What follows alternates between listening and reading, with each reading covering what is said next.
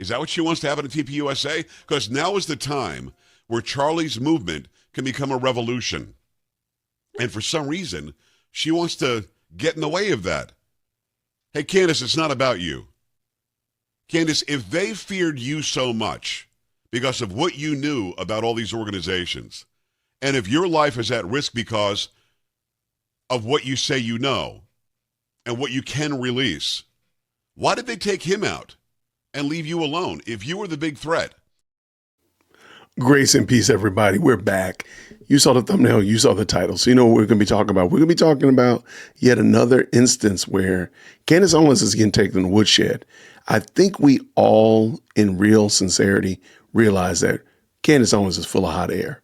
But that doesn't stop her and the Candies from pushing out stories, disseminating and spreading rumors and lies that really cannot be substantiated by anything. So what I want to do today is I want to look at Joe Pags. Been doing a great job of calling her out. Shout out to him as a fantastic content creator and an excellent idea sharer. Now, his link is going to be down in the description. Check him out. Drop him a green heart. Let him know I sent you. All right, let's go. Joe, what you got to say? Ms. Owens adds to the drama again. This time she puts out a post on X, almost called it a tweet. And in it, she talks about basically a bunch of people in a network that she has on the ready should something happen to her to release the real truth. So I'm confused. Why would you have to wait till something happens to her, and I don't want anything to happen to her, before this information can be released? If she has the goods, release it. Why would you only have it released if something happened to you? So if you stay safe, nobody ever gets to find out what you're calling the truth or the real information or whatever it is? By the way, I've never taken a dime from a nation state, certainly not from Israel, and I don't know Benjamin Netanyahu. So if you want to post that I'm getting money or getting paid, I'm not. You're defaming me.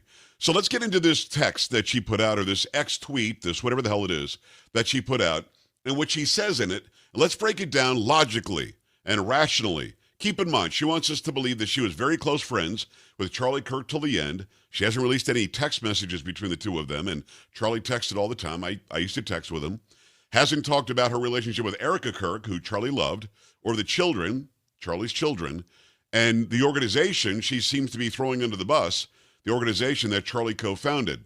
But here's what she posted on X.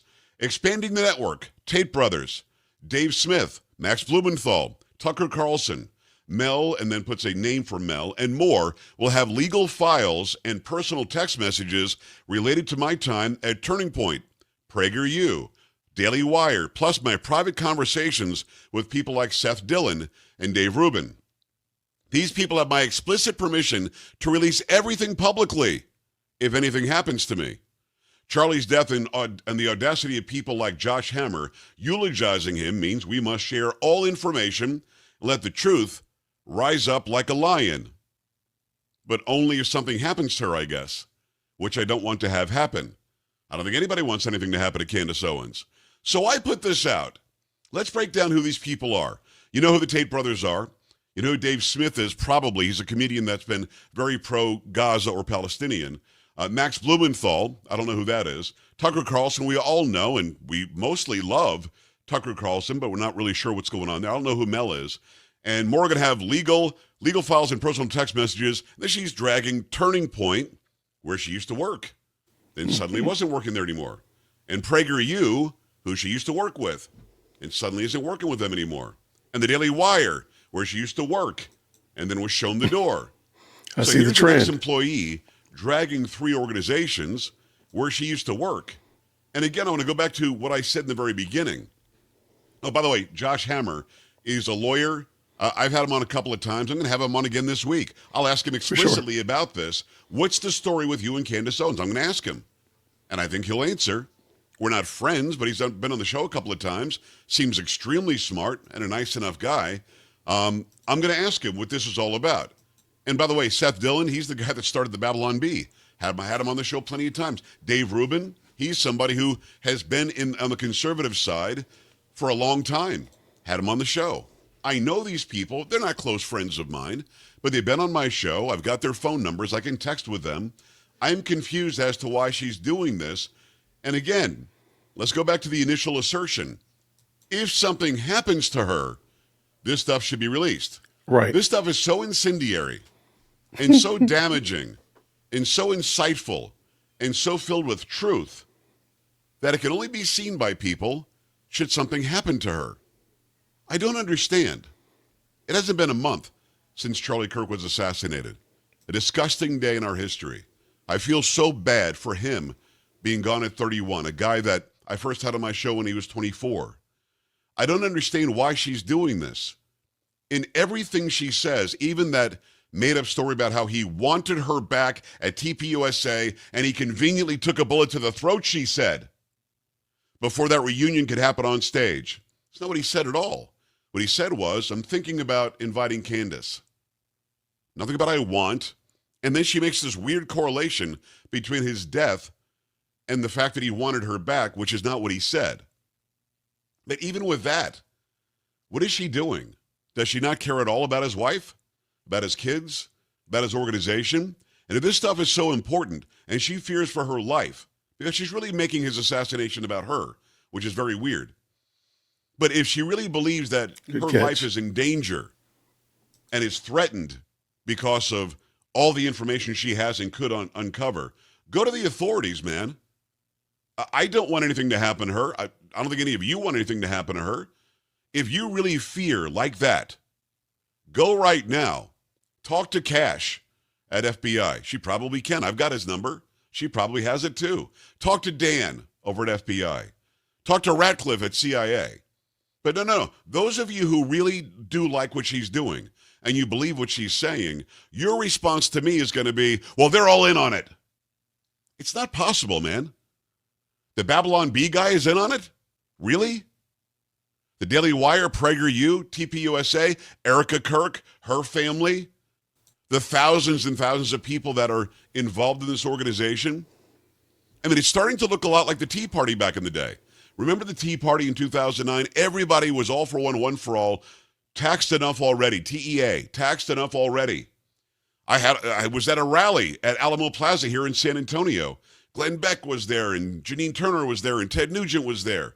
We all had this great get-together, and the Tea Party movement fizzled in a couple of years' time. Is that what she wants to happen at TPUSA? Because now is the time where Charlie's movement can become a revolution.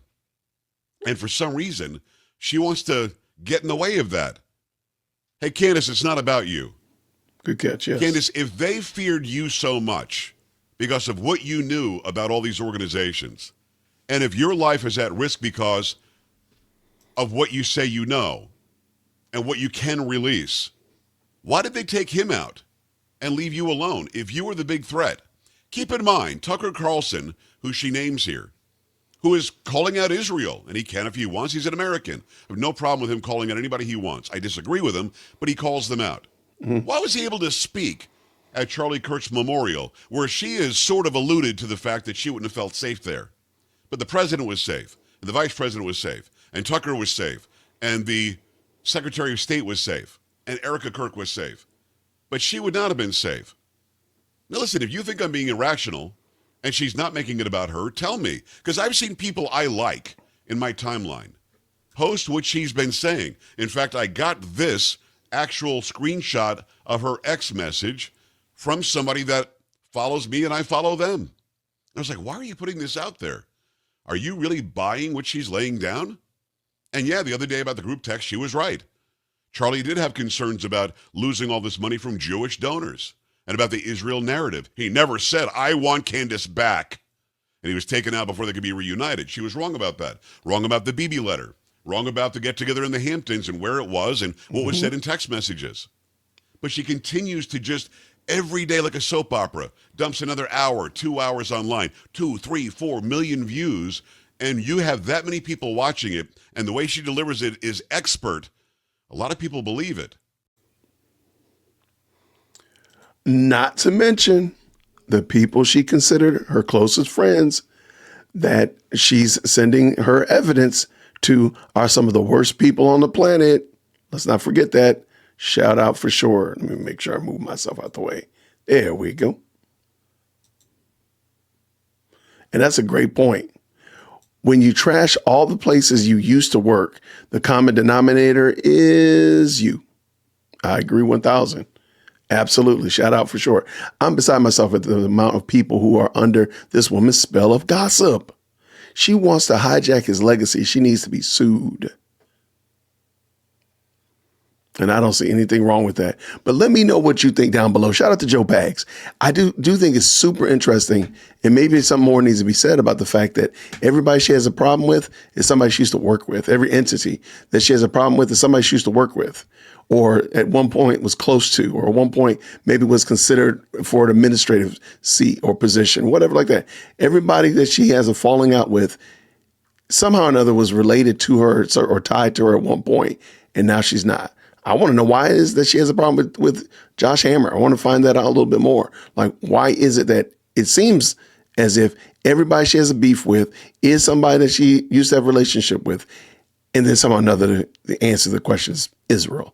Let me know what you think down below. I really appreciate you rocking with us. Thank you so much for liking the video and let me know that you appreciate it. If you made it this far, why don't you leave me a little a hammer in there for saying that we're building something new here. And, and shout out to Josh Hammer. Y'all, thank you so much for rocking with me. And until next time, everybody, grace and peace. Thank you so much for tuning in to another episode of the JWhit Podcast. If you enjoyed today's show, please do me a favor and hit me up with that 3-piece special. Like the video, subscribe, and of course, share it with somebody who would also enjoy this type of content. And make sure you leave a comment because I do pin the best comments to the top. So thank you so much for tuning in today. And until next time, everybody, grace and peace.